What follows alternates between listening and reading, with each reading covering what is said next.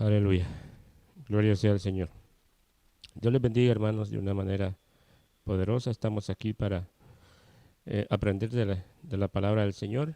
Como bien sabe usted, estamos eh, aprendiendo temas de doctrina.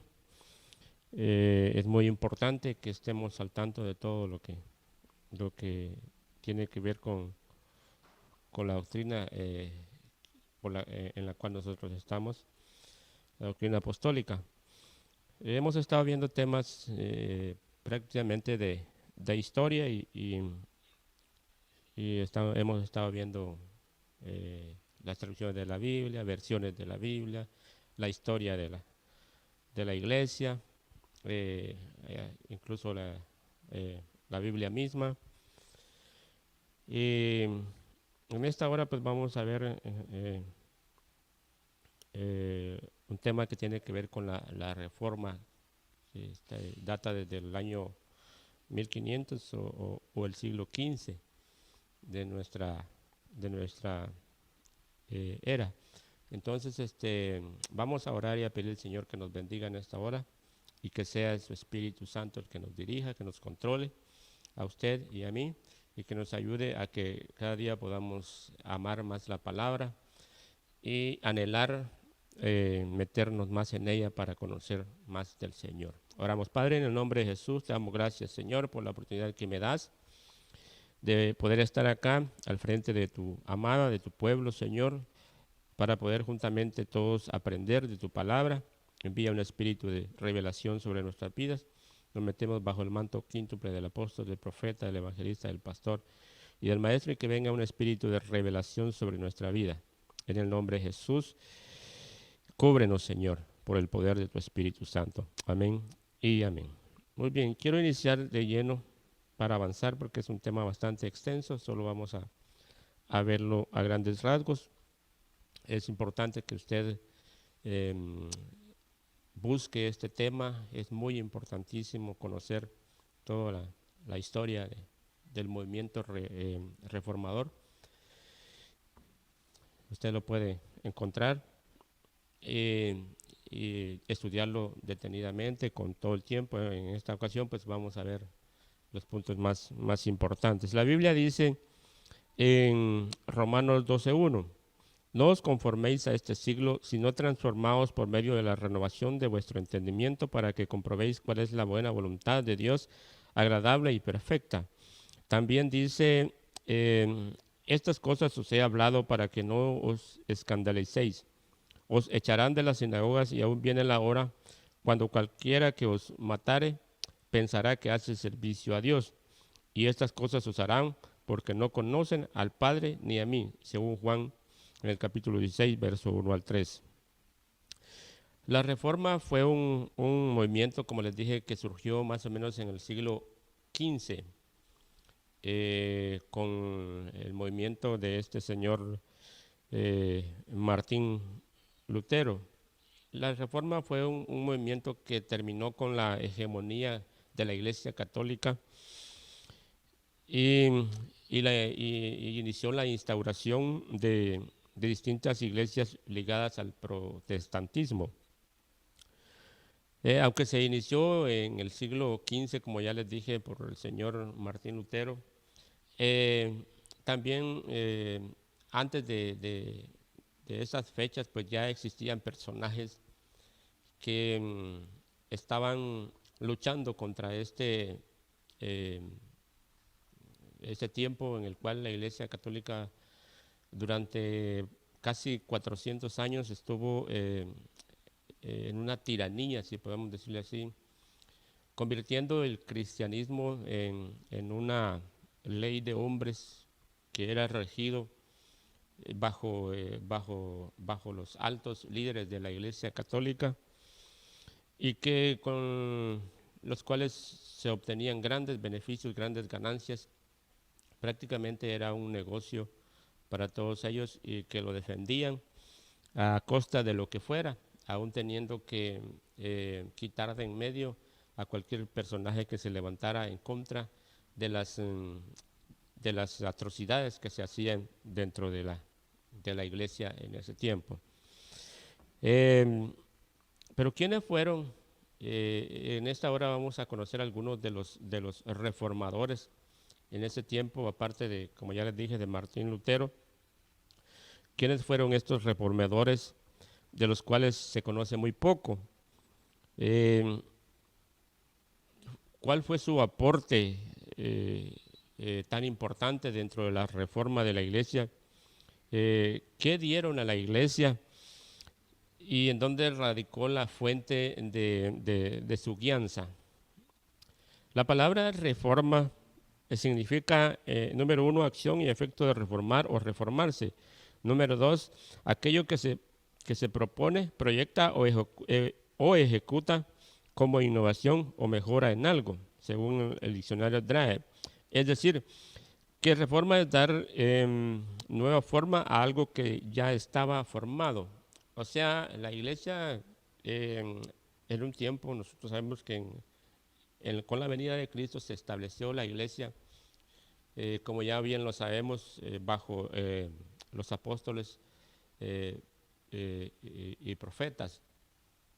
El Señor, Jesucristo, la dejó establecida de esa manera, según lo vemos en Efesios también, que Él mismo constituyó a unos apóstoles, profetas, evangelistas, pastores y maestros, pero que con el paso del tiempo los líderes religiosos fueron cambiando, como ya les dije, estas normas, este fundamento que Jesucristo mismo dejó, y convirtieron la iglesia en una tiranía. Entonces, ahora nosotros vamos a ver algunos personajes que se opusieron a todo esto y que trajeron una reforma a la iglesia. Otro de los significados de la palabra reforma es dar nueva forma a algo que ya estaba formado con anterioridad y describe la revolución del siglo XV. Aunque aunque es en un sentido un nombre inapropiado, ya que los eventos principales no se centran en una reforma, sino en un cisma. Cisma del latín escisma y del griego haus o escisión, separación. Dice división o separación en el seno de una iglesia o religión, según el diccionario Drae, que se dio en dicho siglo. La extensa cautividad babilónica de la iglesia y el desastroso cisma papal que existía en ese tiempo, como ya les mencioné, durante 40 años ocasionó que algunos hombres se levantaran en contra de todo esto, perdón. Los cerrados dogmas doctrinales y eclesiásticos edificados por la iglesia romana en un largo periodo, los prostíbulos que existían para los clérigos, según la historia, habían prostíbulos dentro de la iglesia que eran utilizados por los clérigos o sacerdotes. La tradición y el costumbrismo, el comercio con la fe. Cuando hablamos de comercio con la fe, cabe mencionar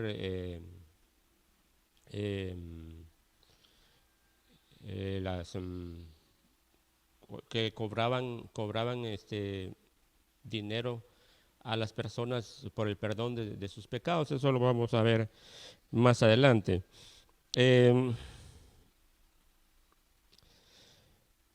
Muy bien.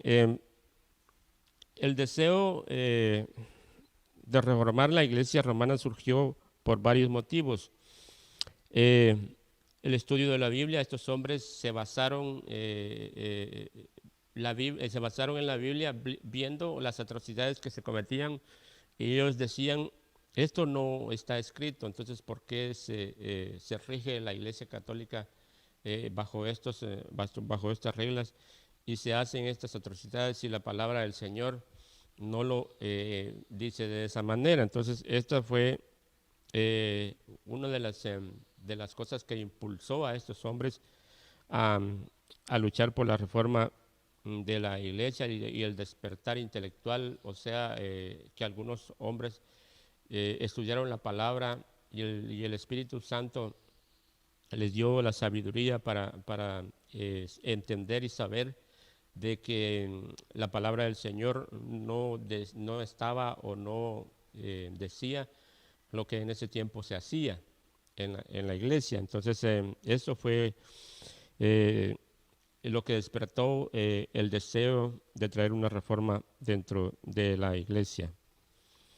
Se podrían oír voces de prácticamente los países más importantes dentro en ese tiempo, hablando en los países de Europa. Entonces, el papado se hallaba hundido en un profundo desacrédito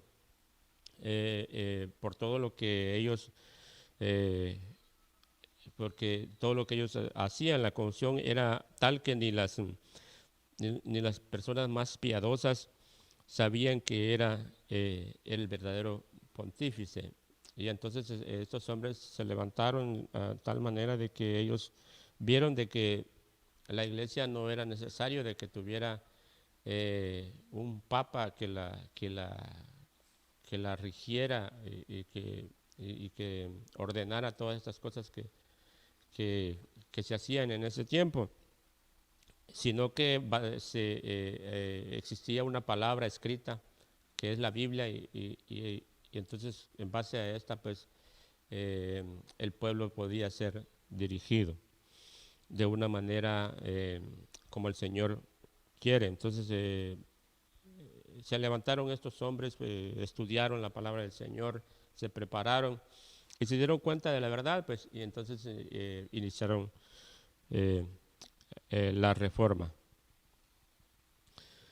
El afán de acaparamiento fue el detonante que hizo estallar la Revolución Francesa. En sí, cómo se manipulaba el sistema no fue tanto, sino el sistema en sí, las reglas que existían dentro de la iglesia y cómo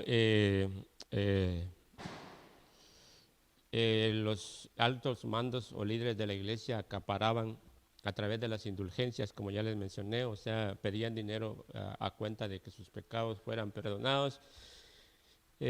Todo esto fue amontonándose, si podemos decirle así, a tal punto de que los hombres ya no pudieron más y se levantaron en contra de todo de todas estas injusticias que se practicaban dentro de la iglesia. Hablando de las indulgencias, este choque fue ocasionado por la visita de Wittenberg de John Etzell. Este John Etzell fue un notario traficante de indulgencias. Él decía: os daré cartas, decía Etzell, todas debidamente selladas, mediante las que incluso los pecados que tenéis la intención de cometer os serán perdonadas. No hay pecado tan grande que no pueda ser remitido con una indulgencia. Solo pagad bien, decía él, y todo os será perdonado. Así era la malvada y blasfema enseñanza de este señor John Tetzel. Martín Lutero se opuso totalmente a esta enseñanza, o sea, y la indulgencia se hacía un documento donde hacía constar que la persona daba una numerosa cantidad de dinero por pecados cometidos, y aún esta indulgencia lo podía librar de ir al purgatorio, como ellos le llamaban. E incluso a personas que ya habían muerto y que estaban supuestamente ellos en un purgatorio, las personas o familiares de ellos que estaban vivos podían pagar una indulgencia y y así poder sacar aquella persona ya muerta que estaba en el purgatorio, según así lo enseñaban ellos. Entonces Martín Lutero se levantó en contra de, de este hombre, y ahí fue donde se profesó por primera vez eh, eh, la, em, la doctrina evangélica de la remisión gratuita por la fe, o sea, el perdón de nuestros pecados por la fe, y gratuitamente, como hasta hoy nosotros lo sabemos, que Jesucristo pagó por nuestros pecados, y ya no hay más remisión, ya no hay más sacrificio por nuestros pecados, porque ya Jesucristo mismo pagó por nuestros pecados. Entonces, eso eran las indulgencias, y Martín Lutero pues se levantó en contra de esto. Eh,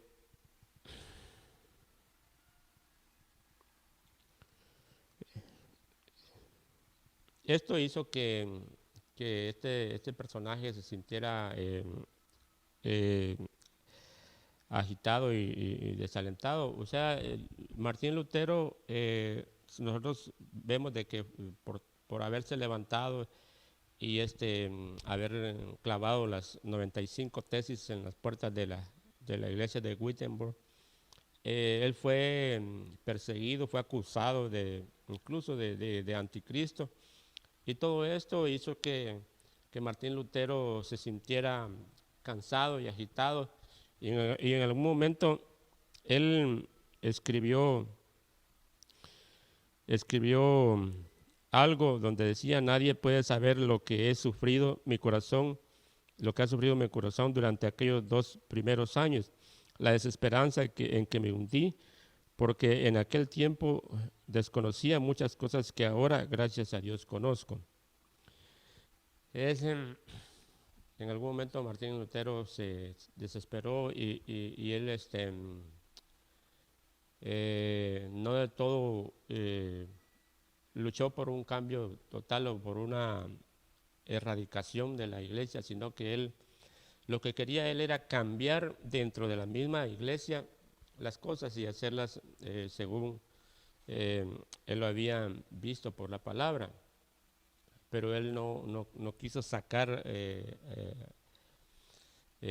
aquello de la iglesia, sino que él quiso cambiar dentro de la iglesia católica, quiso hacer los cambios. Entonces esto fue lo que a él lo diferenció de algunos reformadores que a continuación vamos a ver. Eh, aunque aunque los personajes que participaron en la reforma de la iglesia fueron muchos, en este estudio contemplamos la obra de algunos que por alguna razón fueron los más importantes en dicho evento. Tenemos a John Wycliffe, o podríamos decir ya en inglés Wycliffe. Su vida se sitúa en la Inglaterra del siglo XIV, donde su formación personal accederá a la cátedra de teología en la Universidad de Oxford. Ahí fue preparado para acabar su formación.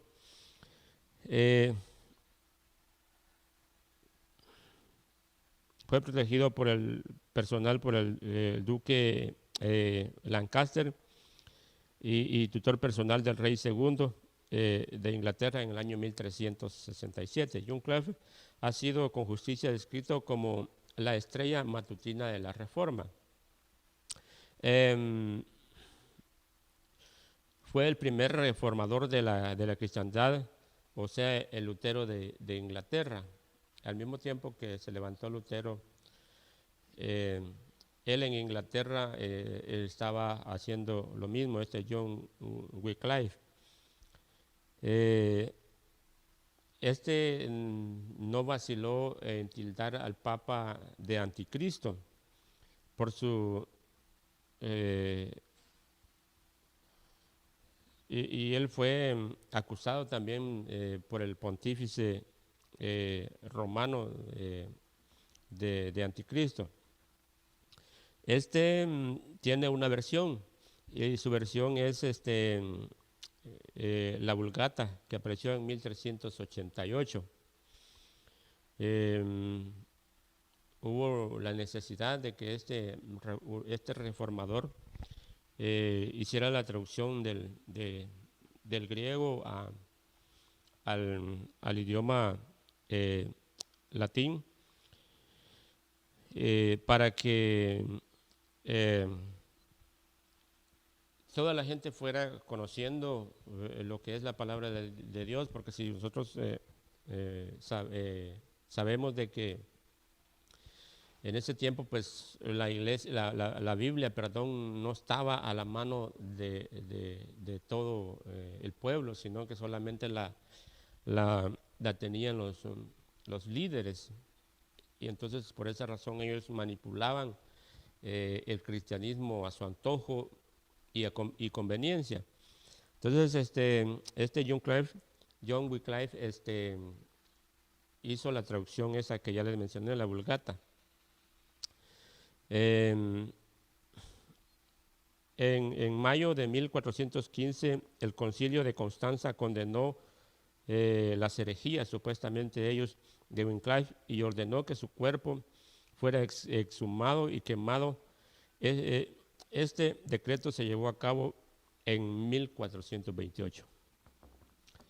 Tenemos también otro reformador que es Juan Hus, hijo de un campesino pobre y que murió a muy corta edad, el padre de él. Fue criado con mucho esfuerzo por su madre.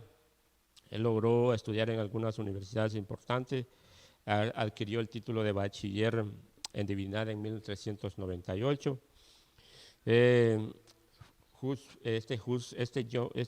Hus, o Hus, H-U-S, fue ordenado sacerdote en el año 1400 y nombrado predicador. En 1401 obtuvo el cargo de decano de la Facultad de Arte y Filosofía, que fue la misma universidad donde él había estudiado, y para 1409 fue nombrado rector de la Universidad de Praga. Hus impulsó en 1408 un movimiento cristiano basado en las ideas de este reformador que ya vimos anteriormente, John Wycliffe. Sus seguidores fueron llamados Husitas, porque él, por el apellido de él, que es Hus o Hus.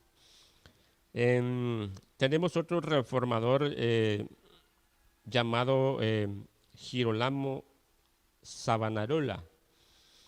Nace en Ferrara el 21 de septiembre del año 1452. Y este hombre compara a la Roma papal con la antigua corrupta Babilonia. Miren el valor que estos hombres tenían.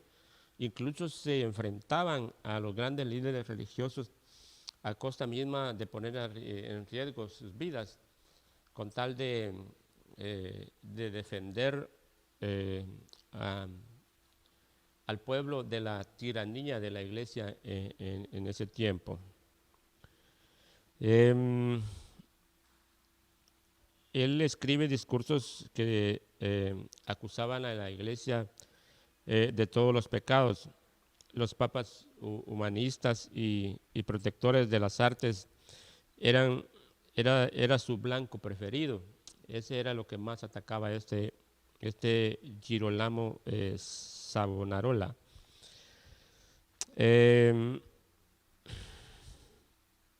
Llegó a reunir hasta 15,000 feligreses, o sea, seguidores, este señor Savonarola.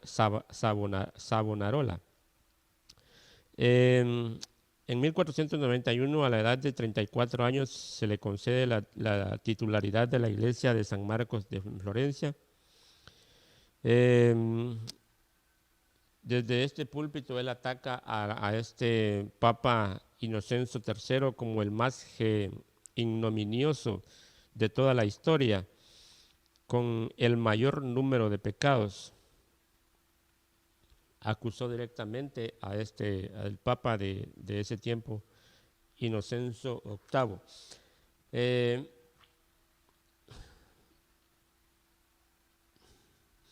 En 23 de mayo de 1498 todavía trabajaba en otra meditación que está en el Salmo 31 titulado Obsedit Me. Lo ejecutaron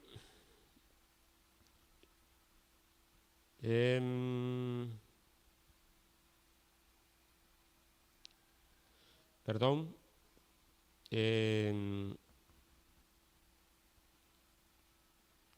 sí, lo ejecutaron en el año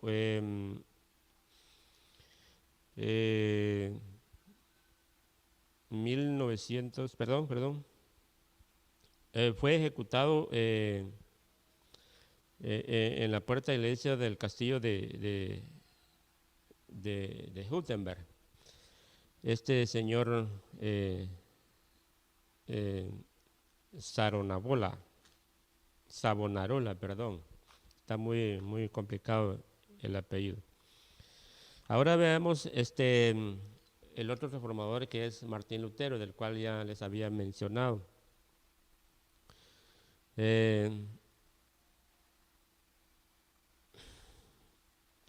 Martín Lutero dijo estas palabras: entonces empecé a entender la justicia de Dios como la justicia por la que el justo vive gracias al don de Dios y vive por la fe.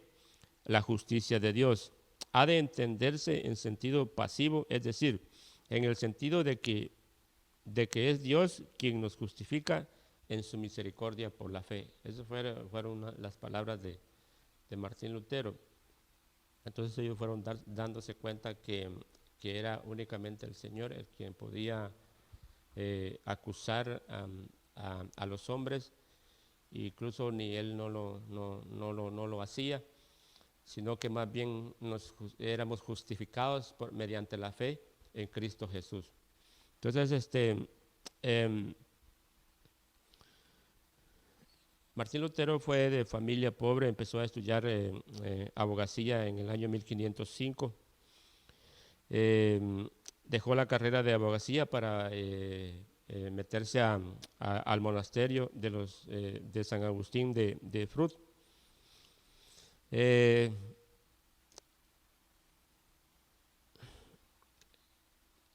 Martín Lutero acusaba directamente la compra de autos de indulgencia.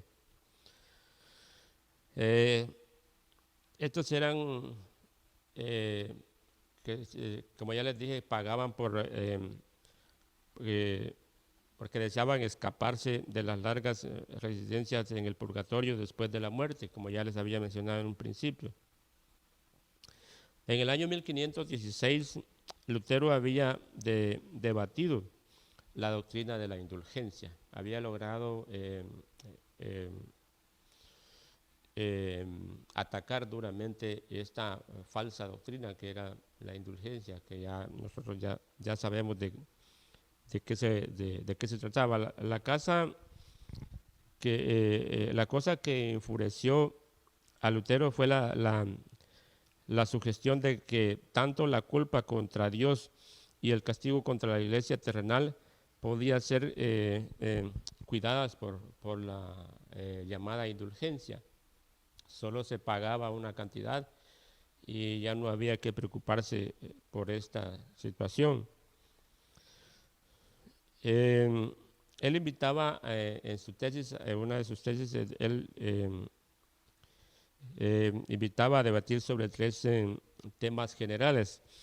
Uno era el tráfico de indulgencias, que Lutero mismo conocía como no escriturado, sin eficacia y peligroso. No escriturado se refiere a que no estaba en la Biblia. El otro era el poder del Papa para perdonar la culpa y el castigo no canónico, que Lutero negaba. Y el otro punto era el carácter del tesoro de la iglesia, supuestamente consistente en métodos donados por Cristo y los santos. Lutero negaba que los méritos de Cristo y de los santos contribuyeran tal tesoro para ser usado por la iglesia. La tormenta general que siguió esta protesta parece haber sido una sorpresa para Lutero, porque en ese tiempo pues se inventó la imprenta, y las 95 tesis que Lutero había escrito y había clavado en la puerta de la iglesia ya mencionada, fueron impresas y repartidas a distintos países, y se conoció de esta manera la oposición de Martín Lutero. Martín Lutero negó completamente el poder del Papa sobre el purgatorio, porque eso era lo que se creía, según las indulgencias. En julio de 1518,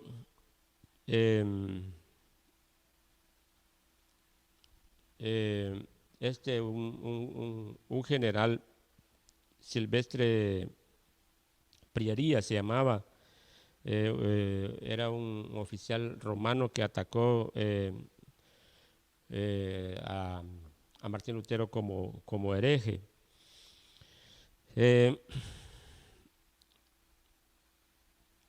Otro reformista o reformador que tenemos, que podemos mencionar, es Ulrico Zwingli.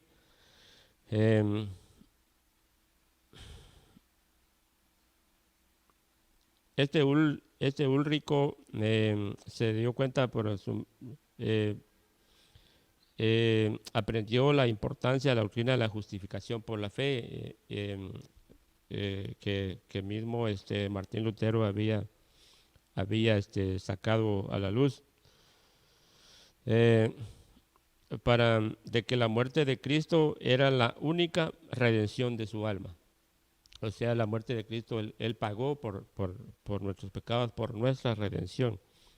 Esto era lo que decía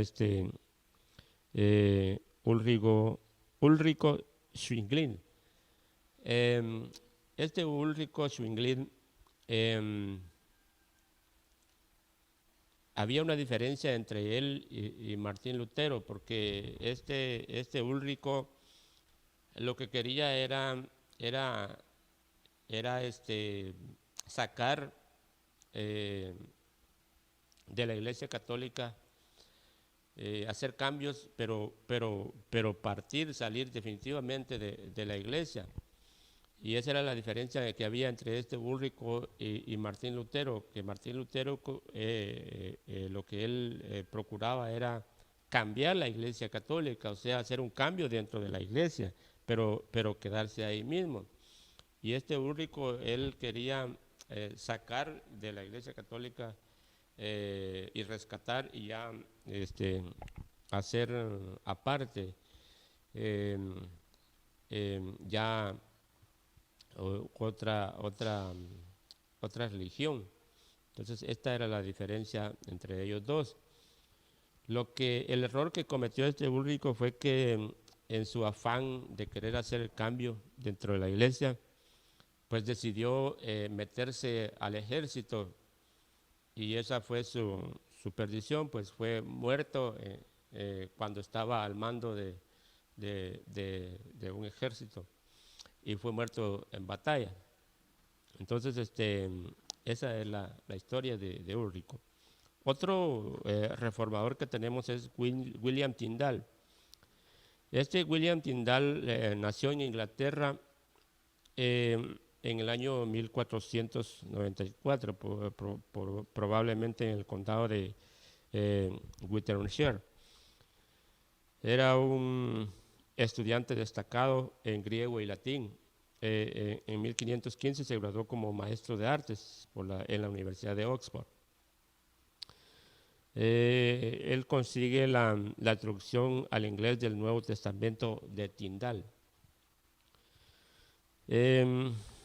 La comisión que juzgó a William Tyndale estaba compuesta por 3 teólogos de la Universidad Católica de Lombina, donde había cursado estudios Philip, uno de los que traicionó a este William Tyndale. Se le condenó por herejía y fue suspendido del sacerdocio católico. Fue ejecutado por estrangulamiento y luego quemado en público en octubre de 1536. Ahora tenemos al siguiente reformador, que es Juan Calvino. Juan Calvino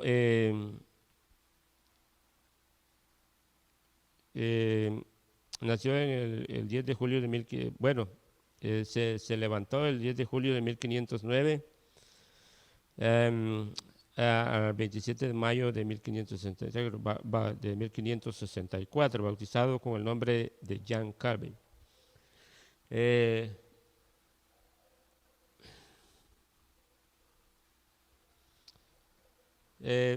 Su conversión es en 1535, tuvo una experiencia personal que marcara su destino.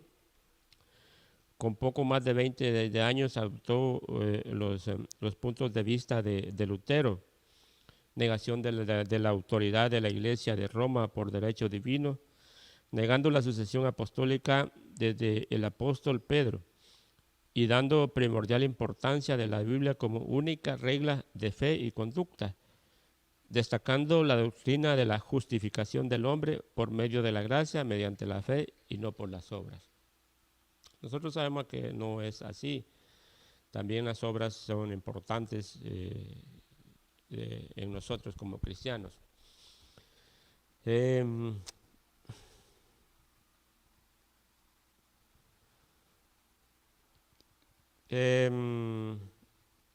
Tenemos también, les hablaba de Juan Calvino.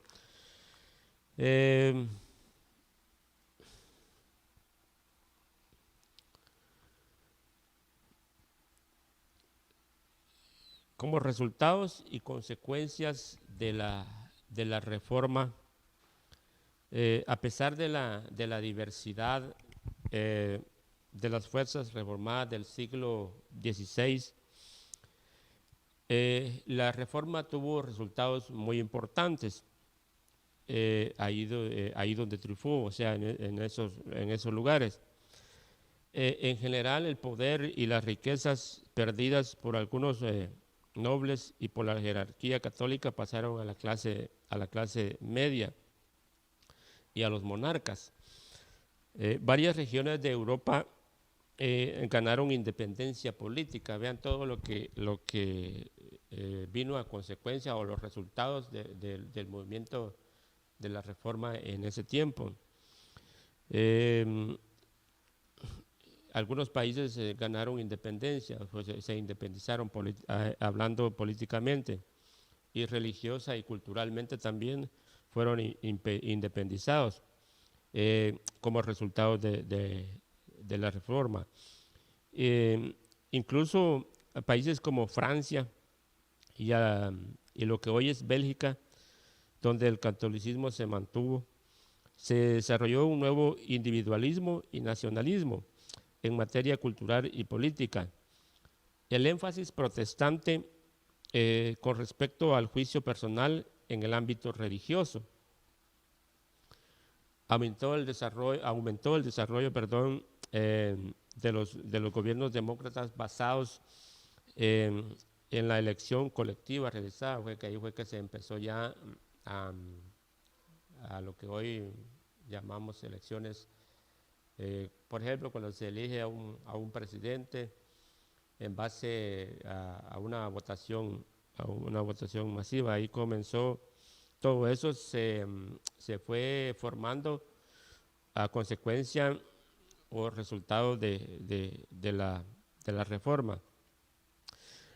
También se favoreció la banca y el comercio al eliminar las tradiciones y restricciones religiosas, y avanzaron en gran medida debido a la extensa difusión de la literatura religiosa escrita en lenguas vernáculas en lugar del latín.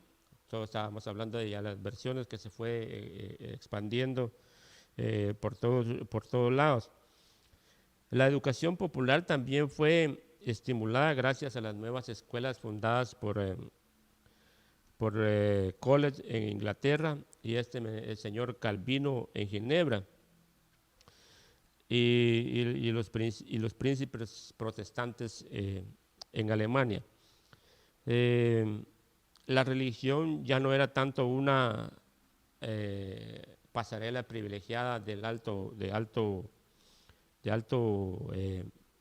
mando o del alto clero, o sea, ya no era puramente de los sacerdotes, sino que ya se generalizó en todo el pueblo.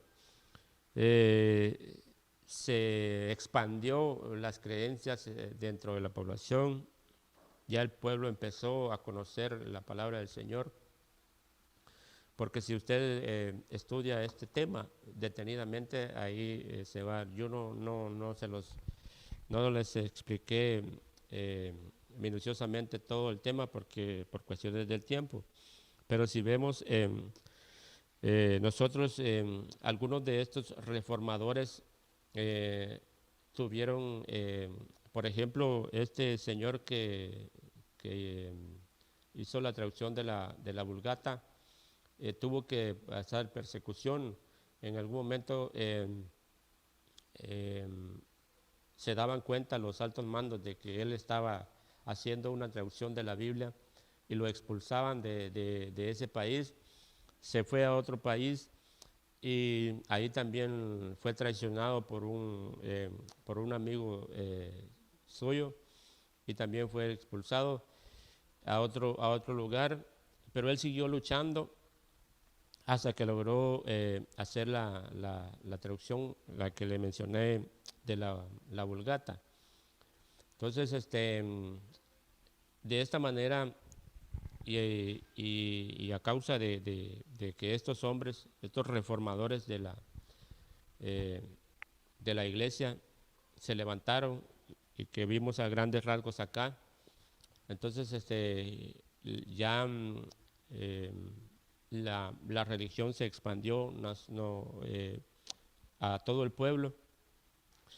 Ya conocieron todos la palabra, fueron conociendo la palabra y de esta manera el poderío y las injusticias que se cometían dentro de la iglesia fueron aminorando, aunque siguieron hasta hoy. Completamente no se logró un cambio total y hasta hoy nosotros podemos ver que dentro de la iglesia está la babilonización. O sea, aún en nuestros tiempos la iglesia es babilonizada y es necesario que siempre hayan hombres como estos reformadores para que se puedan sacar a Babilonia de la iglesia.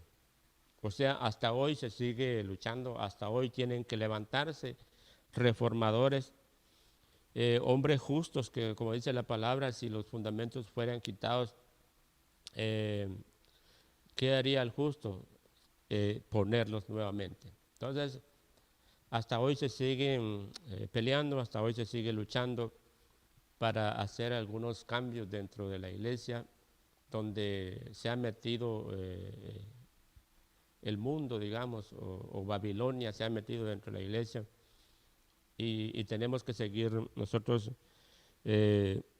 haciendo esos cambios para que Babilonia salga de la iglesia. Hoy, en este tiempo tan difícil en el cual nosotros vivimos y sabemos por la palabra que nos ha tocado vivir los últimos tiempos, sabemos que el Señor viene pronto, pero también sabemos que las tinieblas avanzan de una manera poderosa, solo que las tinieblas avanzan espiritualmente hablando. En aquel tiempo era materializado, en este tiempo de una manera sigilosa, de una manera que el espiritual, las tinieblas, de parte del mundo de las tinieblas, se ha metido la Babilonia dentro de la iglesia. Y como les digo, tiene que haber reformadores para que se levanten y se opongan a, a todas esas cosas, como en alguna ocasión lo hizo el hermano apóstol Sergio Enríquez, que declaró unas tesis ahí donde dijo: no estoy de acuerdo con tal cosa, no estoy de acuerdo con tal cosa. Entonces hasta hoy, como ya vemos, tienen que haber reformadores dentro de la iglesia para que se levanten y se opongan contra todo aquello que se opone con lo que tenga que ver con el Señor, con su palabra y con su iglesia, con su amada iglesia. Entonces, hermanos, vuelvo a repetirles, es necesario que estudiemos la palabra del Señor. Es necesario que nos empapemos y estemos atentos a la doctrina, a lo que estamos aprendiendo. Más que todo, este folleto es más que todo historia. Hay temas que continúan muy importantes con respecto a la historia, que tiene que ver alrededor de la iglesia, de la Biblia y de todo lo que acontece alrededor de la misma. Entonces, metámonos, aprendamos todos los domingos. Hay 3 temas de doctrina en los cuales usted tiene que estar atento y hacer bien en poner atención, como dice su palabra, para que nosotros podamos avanzar en el Señor. ¿Qué trajo luz para la reforma y qué luz tenemos hoy? Los movimientos reformistas que pudimos apreciar con anterioridad fueron movimientos radicales dentro de una iglesia y una sociedad casi totalmente babilonizada, como les había mencionado. Hoy la iglesia de Dios continúa esa limpieza. ¿De qué? De la Babilonia metida dentro de la iglesia, como ya les mencioné. Todos los reformadores que han estudiado en este tiempo han tenido muchas cosas en común, siendo el eje central la palabra del Señor y la guianza del Espíritu Santo. El poner atención a la palabra del Dios es importante. Estos hombres pudieron observar cuál era la perfecta y agradable voluntad del Señor en contraste a los mandatos humanos. Y eso es lo que últimamente ha habido mucho en la iglesia.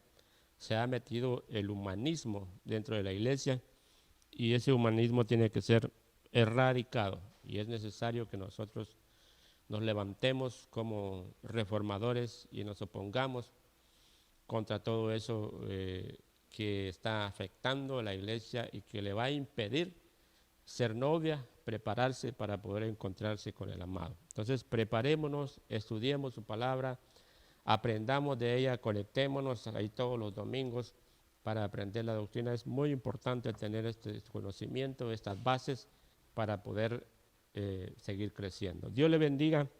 Oramos y le pedimos al Señor que nos ayude y que a través de su palabra Él nos edifique cada día. Padre, en el nombre de Jesús, te damos gracias, Señor, por tu perfecta y agradable voluntad, porque hasta hoy, Señor, tú has permitido que hombres se levanten en contra, Señor, de todo lo que afecta a la iglesia, de la Babilonia, del humanismo y de todo lo malo que las tinieblas han venido trayendo sobre la iglesia. Te pedimos, Señor, que sigas levantando esos hombres, que nos sigas ayudando y que sigas trayendo revelación a nuestras vidas. Bendice a tu pueblo, dale revelación, dale gracia, dale amor por tu palabra, Señor. Danos a todos ese amor, Señor, por tu palabra. Bendícenos, Padre. Te damos gracias, te doy gracias, Señor, por la oportunidad que me has dado Agradezco, Señor, a mi Padre espiritual por el tiempo y la oportunidad que me da de poder trasladar tu palabra.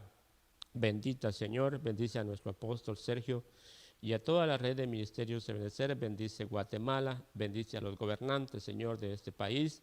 En el nombre de Jesús te suplicamos, Señor, que tu bendición sea de una manera sobreabundante sobre nuestras vidas. Amén